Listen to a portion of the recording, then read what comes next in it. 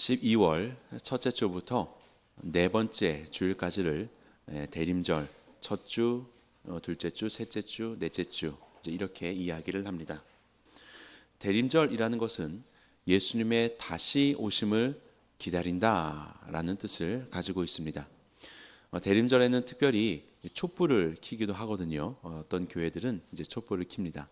그래서 첫 번째 촛불은 희망의 상징이고, 두 번째는 평화의 상징, 세 번째는 기쁨, 네 번째는 사랑을 상징하며 매주 촛불을 켜 나가고, 성탄절 당일의 마지막 다섯 번째 예수 그리스도를 상징하는 촛불 킴으로 인해서 어두운 세상을 이와 같이 희망과 평화와 기쁨과 사랑으로 밝히시는 예수 그리스도, 세상의 빛 되신 예수 그리스도를 기억하는, 그리고 기다리는 그런 시간들로 삼기도 합니다.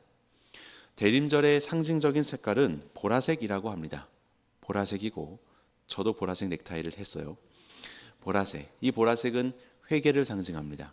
하나님 앞에 우리의 연약함들을 돌아보며 회개하는 것이에요. 그리고 준비를 상징합니다. 하나님이 행하실 일들을 회개함으로 준비합니다. 그리고 왕권을 상징합니다. 이 땅의 왕으로 다시 오실 예수 그리스도를 회개의 심령으로 준비하며 기다리는 시간들, 이것이 바로 대림절의 의미라고 볼 수 있을 것입니다. 12월 한 달간 여러분들 삶에 한 해도 정리하고 또 내년도 준비해야 되니까 얼마나 분주합니까? 그렇지만 잠시 세상의 분주함 속에서 하나님을 향한 내 신앙을 돌아보시고 회개할 것들은 무엇인가? 또 주님 앞에 내가 더 겸비해야 할 것들이 무엇인가? 그리고 다시 오실 예수 그리스도를 다시 한번 마음속에 새기고 기다리시는 이 12월 한 달이 되시기를 간절히 바랍니다. 자, 그렇다면 오늘 본문을 통해서 우리가 살펴보고자 하는 것은 이 대림절 기간에 우리가 어떠한 마음으로 이 대림절을 지내야 할 것인가를 두 가지로 살펴보려고 합니다. 가브리엘 천사가 나사렛에 살고 있었던 마리아에게 찾아왔습니다. 그리고 그에게 말씀했지요. 보라, 내가 잉태하여 아들을 낳으리니 그 이름을 예수라 하라. 예수님을 낳을 것이다 라고 말합니다. 그러자 나는 남자를 알지 못하는데 어떻게 내가 잉태를 할 수 있겠습니까? 그랬더니 성령님이 너와 함께 하시니 네가 성령으로 인하여서 잉태하게 될 것이고 너를 통하여서 메시아가 나게 될 것이다 라고 그렇게 가브리엘 천사가 말하게 되는 것입니다. 이에 이 기쁨을 가지고, 예수님의 처음 오심에 대한 기쁨을 가지고 마리아가 찬송을 하는데, 그것이 우리가 오늘 읽은 유명한 마리아 찬가라고도 알려진 본문입니다. 성경을 보면 여인들이 하나님이 행하실 일들을 소망하면서 찬양을 하는 경우가 많이 있습니다. 애굽에서 우리를 탈출시키시고 홍해에서 죽을 줄 알았는데 홍해를 건너게 하심으로 인해서 우리에게 이 생명을, 구원을 주신 하나님을 찬양하는 바로 그러한 미리암의 찬가가 있습니다. 그리고 사사였던 드보라는 가나안 왕이었던 야빈으로부터의 위협을 받고 있었지만 하나님을 신뢰하고 하나님 앞에 충성되이 그렇게 살았더니 하나님께서 가나안 왕으로부터 이스라엘을 구원해 내시는 바로 그런 하나님을 찬미하였던 것이죠. 그리고 우리가 잘 아는 대로 한나는 그의 태중에 생명이 없었는데 하나님께 구하며 엎드렸더니 때가 되어 하나님께서 생명을 주셨고, 하나님 주신 그 귀한 생명의 사무엘을 도로 하나님께 올려드리면서 한나는 찬미를 드렸습니다. 그리고 오늘 우리는 마리아의 찬가, 마리아의 이 찬양을 살펴봅니다. 사람의 눈으로는 결코 이해할 수 없는 그런 상황이지만 하나님께서 당신의 뜻 가운데 이뤄내시는 하나님의 놀라운 역사를 바라보며 그것을 소망하며 겸손히 하나님 앞에 엎드려 찬양하는 이 마리아의 찬양, 이것을 통해서 우리는 두 가지 대림절을 맞이하는 우리의 마음 자세를 살펴보겠습니다. 첫 번째는 우리가 어떻게 이 대림절을 지낼 것인가, 하나님을 경외하시기 바랍니다. 하나님을 경외하는 마음으로 이 12월을 지내시기 바랍니다.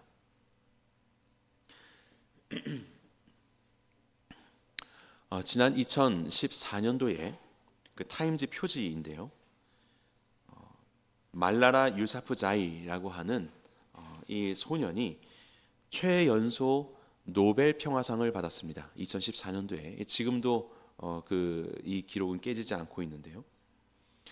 이 여학생은 무엇으로 인하여서 이와 같은 상을 받게 되었고 이렇게 전 세계적으로 알려지게 되었는가? 그는 파키스탄의 소녀인데 여성의 교육을 주장했습니다. 여성들도 교육을 받아야 할 권리가 있다. 이로 인하여서 탈레반으로부터 총격을 맞아서 얼굴과 목에 두 발의 총상을 입게 되지요. 그래도 그 목소리를 그치지 않고 계속해서 이 땅에 파키스탄 땅뿐만 아니라 전 세계에 있는 어린 소녀들이 교육을 받지 못하고 너무나도 소외되고 배척되어 있는 그 상황들에 대해서 그는 목소리를 높이면서 교육받을 권리를 그렇게 호소하게 되었죠. 나에겐 꿈이 있습니다. 전 세계의 모든 아동들한테 동등한 교육 기회가 주어지는 꿈입니다.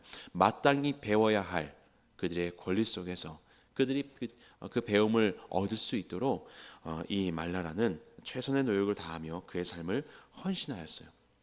그래서 반기문 유엔 사무총장이 이 말라라의 생일인 7월 12일을 말라라의 날이라고 그렇게 제정을 하고 온 세상에 있는 많은 아동들에게 동등한 교육의 기회를 부여하는 바로 그러한 변화된 세상을 약속하면서 그렇게 나아가야겠다라고 사람들에게 알리기도 하였습니다.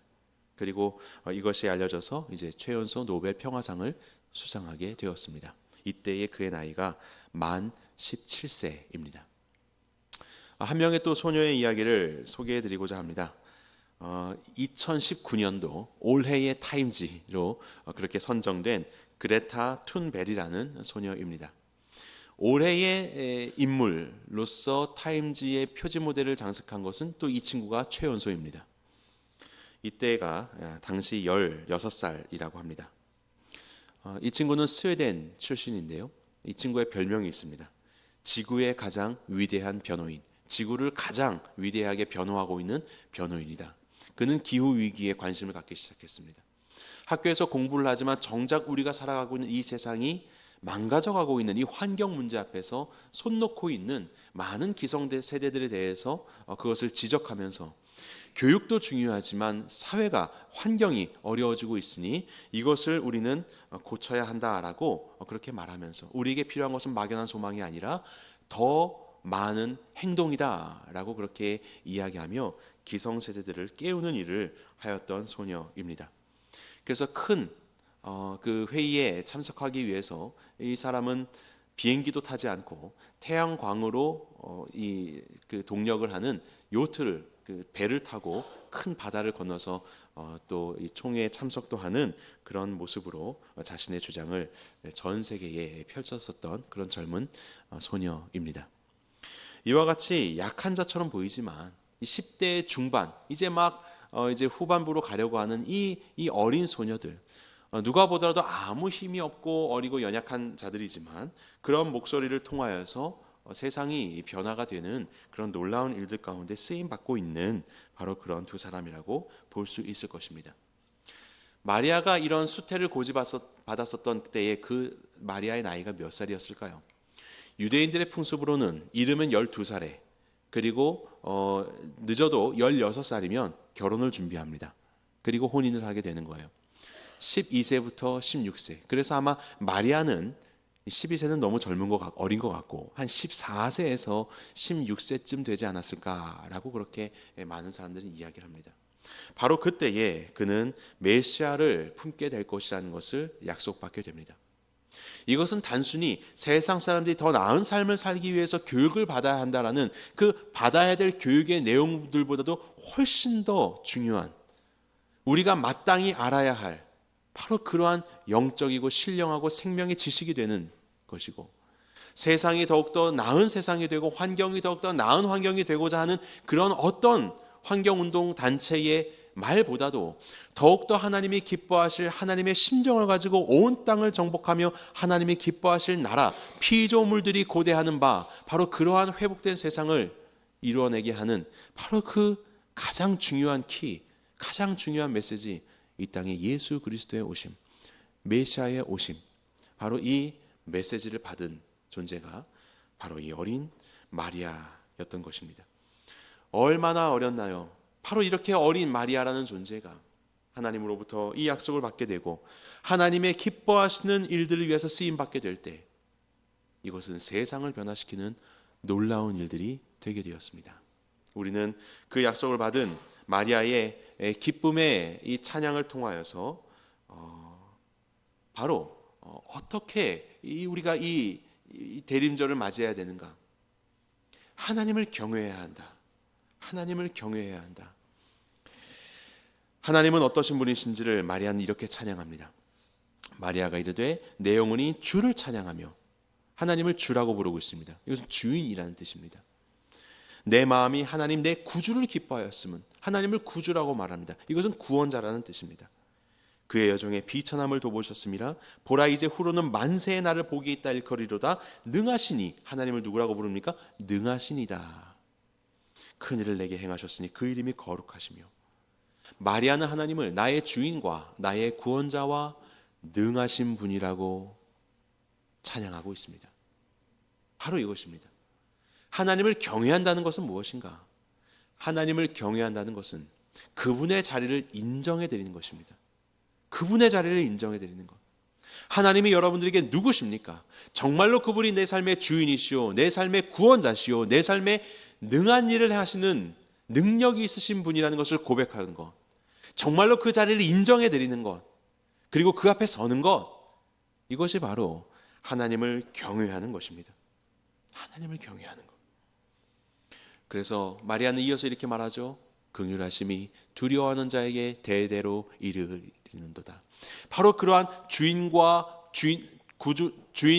구원자와 능력자 되시는 하나님을 두려워하는 자, 여기서 두려워하다는 것은 경외하다, 존중하다 이런 뜻입니다. 그러한 하나님의 자리를 존중해 드리는 것입니다. 인정해 드리는 것입니다. 높여 드리는 것입니다. 하나님이 마땅히 있어야 할 그 자리를 알고 그 자리에 맞게 하나님을 대우해 드리는 것입니다. 이것이 바로 하나님을 향한 우리의 경외함입니다. 경외함. 마리아는 이렇게 하나님을 경외했습니다. 작고 연약한 존재이지만 자신을 부르신 내 주인 되시며 구원자 되시며 능력이 많으신 하나님의 말씀을 인정하고, 하나님이 말씀하셨으니 그렇다고 믿고, 그리고 그 앞에서 그것을 온전히 받는 마리아가 되었을 때에 하나님은 그를 통하여서 하나님의 크신 일들을, 능하신 일들을 이루어 내셨던 것이에요. 여러분들에게 하나님은 어떤 분이십니까? 여러분들은 하나님을 어떻게 고백하십니까? 고백하는 그 하나님께 그 자리 그대로 여러분들은 하나님을 존중하며 그렇게 대우해드리고 있습니까? 하나님을 경외하시기 바랍니다. 그렇다면 하나님을 경외하는 자는 어떠한 삶을 살게 될까? 하나님이 행하신 일들을 기대하며 그분의 일들 가운데 쓰임받는 삶을 살게 됩니다. 자, 본문의 51절부터 보면 하나님은 이런 일들을 한다고 하십니다. 그의 팔로 힘을 보이사 마음의 생각이 교만한 자들을 흩어버리십니다. 권세 있는 자를 위에서 내려 쳐버리십니다. 비천한 자를 높이시고 줄인 자를 좋은 것으로 배불리시며 부자는 빈손으로 보내셨도다. 여기 보시면 교만한 자를 흩으시고 권세 있는 자는 쳐버리시고 부자는 빈털터리가 되게 하신다. 무서운 말씀이죠. 그러면서 오히려 비천한 자를 높이시고 줄이는 자를 먹이시는 하나님을 말씀하고 있습니다. 이것이 바로 하나님의 행하시는 일이라고 하는 거예요. 그래서 이걸 보니까 야 봐라, 교만한 자, 권세인 자, 부자, 이거 다 하나님이 이들에 대해서 대항하신다. 이들은 다 멸망시켜야 되는 자들이야. 세상에 높아진 자들, 세상에 가진 자들, 부한 자들, 그들을 공격해야 돼. 계급의 혁명을 일으켜야 돼. 계급의 투쟁을 일으켜야 돼. 이렇게 이 말씀을 해석하면서 많은 그런 일들을 벌였던 사람들도 있습니다. 그래서 저는 이 말씀을 그렇게 보지 않습니다. 하나님은 세상에 높아진 자들을 미워하시지 않습니다. 하나님은 부자를 미워하시는 것이 아닙니다. 하나님은 모세의 왕자였던 이집트의 왕자였던 모세를 사용하지 않고 목자였던, 이집트 사람들이 가장 멸시하였던 직업인 목자가 된 모세를 사용하신 것 맞습니다. 하지만 하나님께서는 요셉을 택하셔서 그를 제국 애굽이라는 그 대제국의 총리가 되게 하심으로 그를 통해서 많은 민족들을 살리는 일을 또한 이루어내십니다. 목자도 사용하시고 총리도 사용하시는 것입니다. 하나님이 당신의 말씀을 주시는 선지자들을 부르실 때에 아무 직업 없는 사람들도 부르셔서 사용하셨지만 세상의 귀족 계급이었던 사람들도 불러서 선지자가 되게 하셨습니다. 하나님은 그런 분이십니다. 세상의 자리와 상관없이 하나님은 그 모든 자리 가운데 있는 사람들이 하나님의 말씀 앞에 하나님을 경외하며 순종할 때 그들을 통해서 하나님은 일하시는 분이십니다. 여기에서 나오는 권세 있는 자, 마음이 교만한 자, 부한 자는 누구입니까? 한 부자 청년이 예수님께 나와서 영생을 물었지요. 예수님은 뭐라고 말씀하십니까? 너의 그 부요함을, 그것을 갖지 못한 많은 가난한 자들에게 좀 나누어 주어라. 그리고 너는 와서 나를 쫓아라. 너의 부함을 소유하고 있지만 그것으로, 그 귀한 것으로 연약한 자들을 섬기고 너는 나를 소유하여라 라고 진정한 부에 대한 말씀을 주셨죠. 세상의 부를 어떻게 사용해야 되는지를 말씀해 주셨죠. 그런데 이 부자 청년은 너무나도 부함으로 인해서 스스로 부하다고 생각하여서 근심하면서 돌아가게 됩니다. 얼마나 안타까운 일인가요? 하나님이 주시는 권세, 하나님이 주시는 부함, 이것들을 가지고 그렇지 않은 낮고 비천하고 어려운 가운데 있는 지체들을 돕고 섬기며 나누어야 하는데, 자기가 속해 있는 그 자리가 높은 자리라고 생각하고 자기가 가지고 있는 이 모든 것들이 나를 온전히 채워주는 부라고 생각하기 때문에 더욱더 그 자리에서 내려오지 않기 위해서 오히려 그것이 없는 자들을 착취하고 폭력으로 대하며 그들의 것들을 그들을 배척하며 그들의 것들을 빼앗으려고 하는 바로 이러한 세력들에 대해서 하나님은 그들을 미워하시고 그들을 치시는 것입니다. 다시 말하면 하나님의 자리에 스스로가 올라와 있는 자들, 스스로 높아져 있고 스스로 가진 자들, 그것으로 인해서 하나님이 부르신 사명과는 상관없이 살아가는 바로 그러한 스스로 왕된 자리에 앉아있는 자들을 하나님은 대항하신다는 것이에요. 마리아는 아마 당시에 철저한 이 신분의 어려움, 여성으로서의 또 불합리함, 이런 일들을 아마 당했었을 것입니다. 힘을 가진 자들의 이기적인 횡포 속에서 많은 어려움들을 겪었겠지요. 그렇지만 오늘 본문은 무엇이라고 말하는가? 복음의 시대에는 세상의 권세의 높고 낮음이 중요한 것이 아니라, 세상의 부함이 많고 적음이 중요한 것이 아니라 하나님을 두려워하는 것, 하나님을 경외하는 것이 중요하다.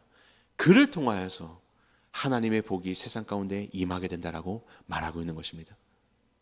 세상의 권세를 가진 자가 하나님을 두려워하게 되면 그 권세를 통해서 많은 자들을 이롭게 하는 일에 쓰임받게 될 것입니다. 세상에 부요한 자가 하나님을 경외하게 되면 그가 가진 것으로 갖지 못한 자들을 함께 나눠주며 함께 일으켜주는 데에 골짜기가 메워지고 비천한 자가 일으켜지게 되는 데에 쓰임받게 될 것입니다. 세상의 많은 것들을 배운 자가 배우지 못한 자들을 도와주며 그들도 알아갈 수 있게 하는 그 일들을 통해서 모두가 함께 하나님 앞에서 귀한 삶을 살 수 있도록, 하나님의 형상대로 지음받은 인간의 삶을 살아갈 수 있도록 쓰임받게 될 것입니다. 중요한 것은 하나님을 경외하는가, 내가 하나님의 자리에 앉아 있는가, 아니면 하나님을 그 자리에 인정하고 정말로 그것을 인정하며 경외하며 살아가는가, 이것이 우리에게 가장 중요한 결단이 되어야 할 것입니다. 교회란 바로 그러한 곳입니다. 예수님께서 먼저 이 땅에 오셔서 가장 낮은 자리에 오셨지요. 주님께서는 하늘이 열리고 하나님의 아들로서 위엄 있는 모습으로 이 땅에 다 갖춘 모습으로 오시지 않으셨습니다. 아무것도 없는 인간의 모습으로, 갓난아이의 모습으로, 그것도 궁정에서 태어난 것이 아니라 마구간에서 아무것도 갖지 못한 이 마리아라는 연약한 여인의 몸을 통하여서 나셨습니다. 철저한 겸손 속에서 40주나 그 여인의 몸 속에서, 그 칠흑 같은 어두움 속에서 하나님의 아들이신 만왕의 왕이 그 안에 계셨고 태어나셨고 그의 삶을 사셨습니다. 그 연약한 자의 삶을 사셨습니다. 왜 그랬을까요? 하나님의 역사 가운데 자신을 온전히 내려놓으신 것입니다. 온전한 겸손의 모습으로 하나님만을 왕으로 올려드리며 그 앞에 철저히 겸손한 모습으로서 살아가는 우리 인간의 모범이 되어주셨죠. 마땅한 우리의 자리를 예수님께서는 먼저 살아주셨고 오늘도 그 길로 우리를 부르고 계시는 것입니다. 그래서 바울은 말하지 않습니까? 세상에 많은 것들을 그는 가졌고 많은 지위와 지식들이 그에게 있지만 예수 그리스도를 아는 것, 그것에 비하면 이 모든 것들은 마치 배설물과도 같다. 중요하지 않다는 것이 아닙니다. 하지만 예수 그리스도, 그분의 그 귀함 속에서 이 모든 것들은 다 빛을 잃어버리는 것이에요. 우리는 무엇을 소유하고 있습니까? 무엇을 자랑하며 살아가고 있습니까? 우리의 자리는 어디에 있습니까? 하나님을 경외하시기 바랍니다. 세상에 있는 힘 있는 것들 가운데 그것을 하나님 자리로 대체하지 마시고, 여러분들의 자리를 하나님의 자리에 앉지 마시고 하나님을 경외하는 우리 모두가 되기를 간절히 바랍니다. 두 번째로 우리가 가져야 할 이 대림절의 마음은 믿음으로 인내하는 것입니다. 하나님을 경외하다 보면요, 마리아처럼 비록 작고 연약한 나의 삶을 통해서 하나님이 일하시는 것, 하나님의 약속의 말씀들 인정하지요. 왜냐하면 하나님을 믿으니까, 하나님을 신뢰하니까, 그분을 경외하니까 하나님이 능히 이 일들을 이루실 것을 인정합니다. 하지만 그러한 마음을 가지고 거스르는 이 세상 속에서 살아간다는 것이 결코 쉽지는 않습니다. 세상은 더 착취하고 더 나누고 더 이기적인 횡포를 하는 세상이기 때문에 내게 주신 것들을 나누고 섬김의 자리에서 우리 영혼들을 섬기는 삶은 세상을 거스르는 그런 삶이기 때문에 결코 쉽지가 않습니다. 그렇기 때문에 우리는 믿음으로 인내해야 합니다. 믿음으로 인내해야 합니다. 마리아는 고백합니다. 긍휼하심이 두려워하는 자에게 대대로 이르는도다 라고 했습니다. 하나님을 경외하는 자에게 하나님의 이와 같은 역사하심이, 그로 인하여서 작고 작은, 때로는 비천한 종이라고 부를 수 있는 나의 삶이지만 하나님께서 그 삶을 복의 통로로서 귀하게 사용하셔서 많은 이들을 옳은 대로 돌아오게 하는 일들 가운데 사용하시는 그런 하나님의 역사가 대대에 이르는도다라고 이야기합니다. 이것은 신실하신 하나님을 말하고 있지요. 한 번에 끝나는 것이 아니지요. 말씀하셨다가 이루지 않는 다른 하나님을 말하는 것이 아니지요. 하나님은 말씀하셨고 그 말씀대로 이루시고 그것을 계속해서 이루어 가시는 신실하신 하나님이라는 것을 고백하고 있는 것입니다. 우리는 이 하나님을 믿고 인내해야 되는 것입니다. 마음이 교만한 자를 해쳐버리고 권세 있는 자를 내리꽂아버리고 부자를 탈탈 털어서 그냥 빈털터리가 되게 만들어버리는 것과 같은 이 일들 속에서 거봐라, 하나님이 이 일이 있으니까 이 일에 우리는 힘써야 된다고 해서 더 적극적으로 나서다가는 하나님과 상관없는 일에 빠질 경우가 많이 있습니다. 지금 이 일을 행하시는 이 일의 모든 주체, 동사는 하나님입니다. 우리가 아니라는 거예요. 하나님이 하신다는 겁니다.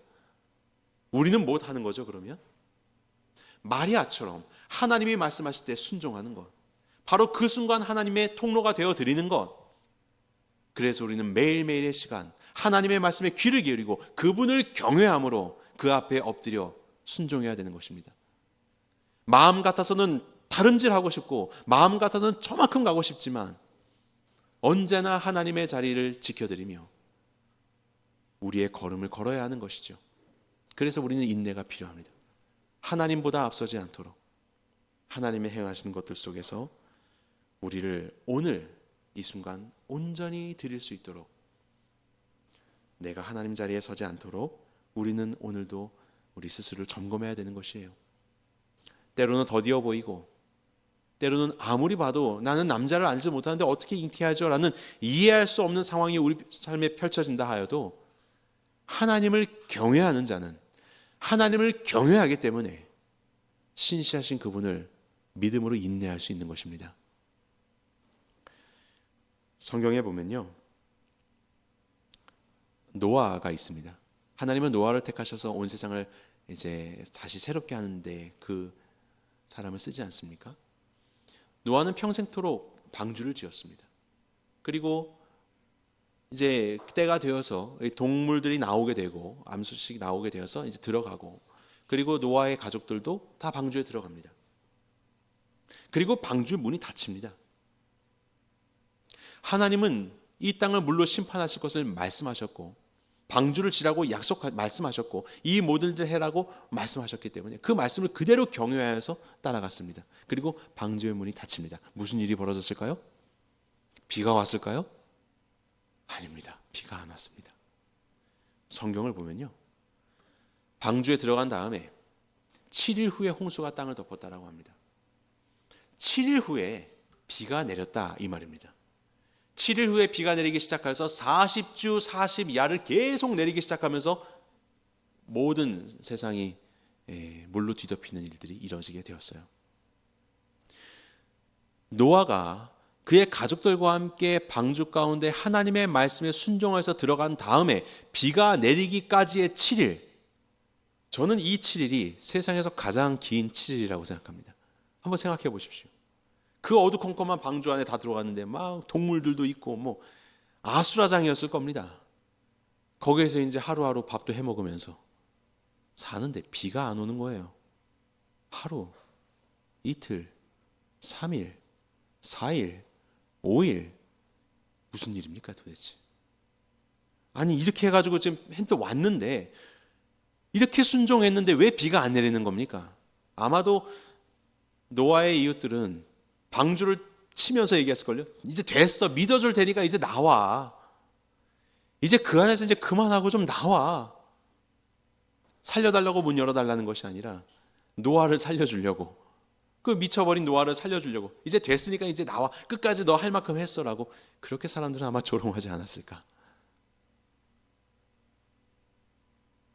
이 7일간의 이 시간들은 그야말로 너무도 긴 시간으로 방주 안에 있는 노아에게는 느껴졌을 것이라고 생각합니다. 하지만 그는 어떻게 했을까요?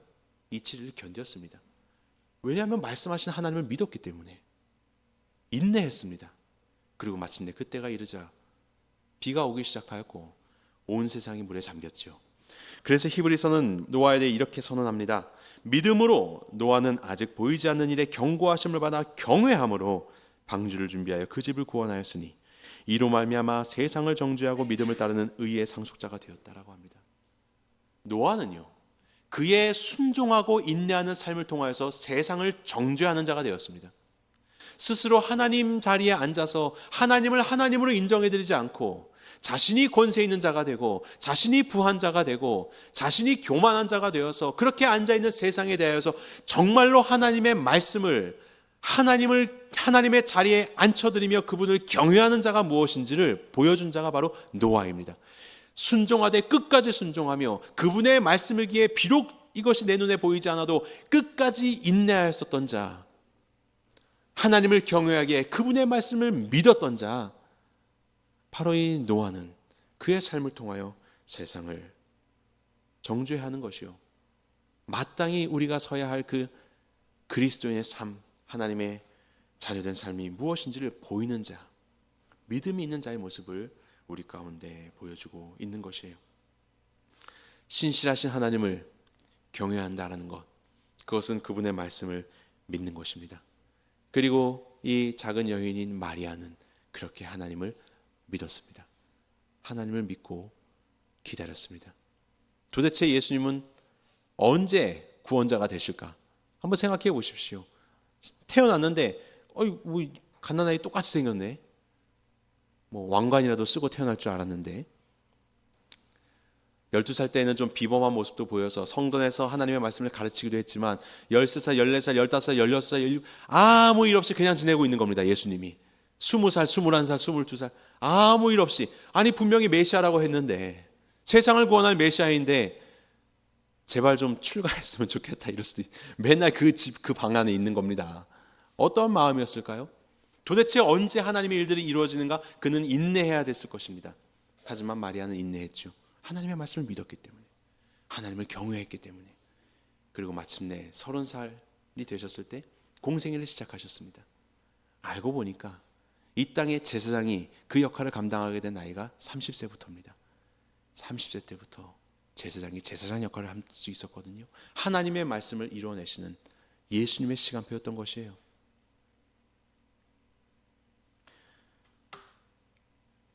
그래서 이 마리아의 이야기를 들은 그의 친척인 엘리사벳은 이와 같이 말합니다. 우리 함께 읽겠습니다. 시작. 주께서 하신 말씀이 반드시 이루어지리라고 믿은 그 여자에게 복이 있도다. 누가 복됩니까? 하나님의 말씀을 믿는 자, 말씀하시기에 반드시 이루어질 것이라고 믿는 자. 비록 내 눈에는 여전히 보이지 않는 상황이지만 하나님이시기에 그분을 신뢰하며 기다릴 수 있는 자, 바로 이러한 인내함을 통하여서 하나님의 하나님 되심을 온몸으로 보이고 있는 하나님을 경외하는 자, 바로 그렇게 하나님의 자리에 하나님을 인정하는 연약한 이 사람을 통하여서 하나님은 당신의 역사를 이루어내시는 거예요. 그래서 마리아가 말합니다. 주의 여종이오니 말씀대로 내게 이루어지리이다. 이 신뢰함, 이 믿음이, 그리고 그로 인한 하나님을 경외함이 우리 모두에게 있기를 간절히 소망합니다. 혹 여기에서 나는 하나님께 받은 말씀이 없는데요 라고 하시는 분 계십니까? 나는 그냥 신앙생활하지 내게는 무슨 말씀도 없고 붙잡을 말씀도 없다고 생각하시는 분 계십니까? 하나님은 우리에게 말씀하셨습니다. 하나님 우리를 사랑한다고 하셨고 우리를 구원한다고 하셨고 그 사랑이 되시는 구원의 길이 되시는 예수 그리스도를 증거하라고 하셨고 그리고 예수님은 이 땅에 다시 오신다고 말씀하셨습니다. 그것은 여러분들에게 하신 말씀이에요. 우리 모두에게 주신 말씀입니다. 예수 그리스도의 말씀을 믿으시고 그 말씀을 기다리시며 우리의 삶 가운데 우리의 주인 되시는 하나님이 기뻐하시는 삶 속에 우리를 내어드리는 바로 그런 순종이 우리 안에 있기를 간절히 바랍니다. 마리아는요, 이 귀한 소식을 듣고 견딜 수가 없어 합니다. 그리고 그 저 위에 갈릴리 나사렛이라는 그 촌에 살고 있었던 이 마리아가 빨리, 성경의 표현은 막 신속하게 빨리 다름질을 하면서 저 아래 사마리아 땅 밑에 있는 그 유대 땅에 있는 엘리사벳을 만나러 갑니다. 전해주고 싶어서, 내가 들은 이 복된 소식을 나누고 싶어서. 그렇게 가는데 이것이 거리가 한 110km 정도 된다고 생각하거든요. 어린 그 여인이 가기에는, 홀로 가기에는 참 쉽지 않은 거리입니다. 한 5일은 걸렸을지 모릅니다. 하지만 이 길을 단걸음에 달려가는 그 기쁨과 이 나눔에 대한 소망이 마리아에게는 있었어요. 우리가 어떻게 하나님을 경외하고 하나님을 경외함으로 그분의 말씀을 믿고 하나님의 말씀을 믿음으로 그렇지 않은 상황 속에도 불구하고 인내함으로 그것을 기다리며 살아갈 수 있는가? 이를 위해서 필요한 것은 바로 영적인 공동체입니다. 마리아가 그 약속의 말씀을 듣고 함께 이 말씀을 나누었을 때에 주의 말씀을 믿는 자가 복이 있다라고 이야기하는 이 엘리사벳의 말, 이것이 얼마나 힘이 되었을까요? 얼마나 함께 하나님의 말씀을 기다리는 힘이 되었을까요? 얼마나 그런 모습을 통하여서 하나님을 하나님 되게 하는 그 경외함을 보이는 길이 되었을까요? 이 일들에 마리아는 결코 홀로 있지 않았습니다. 함께 이것을 나누며 그 말씀들을 확인해주고 같이 기뻐하고 격려해 줄 수 있는 엘리사벳이라는 영적인 동역자가 있었기 때문에, 그리고 그 동역자가 그와 같이 자신의 곁에 있었기 때문에 그는 단걸음에 그에게로 달려갈 수 있었던 것입니다. 바로 우리 공동체가 그런 공동체가 되기 바랍니다. 우리 각자에게 주신 하나님의 말씀들과 때로는 여전히 소망 없어 보이는 우리의 삶에 때로는 비천해 보이는 그런 현실 속에서도 하나님이 주시는 말씀을 기억하고 하나님을 경외하며 마땅히 하나님을 의지하며 인내하며 살아가는 우리의 이 힘겨운 하루하루의 삶 속에서 서로가 서로에게 위로해주고 격려해주고 하나님의 말씀으로 다시 힘을 주며 같이 이 모든 것들을 인내하며 달려나아가는 그런 공동체로 우리 모두가 함께 서게 되길 간절히 소망합니다.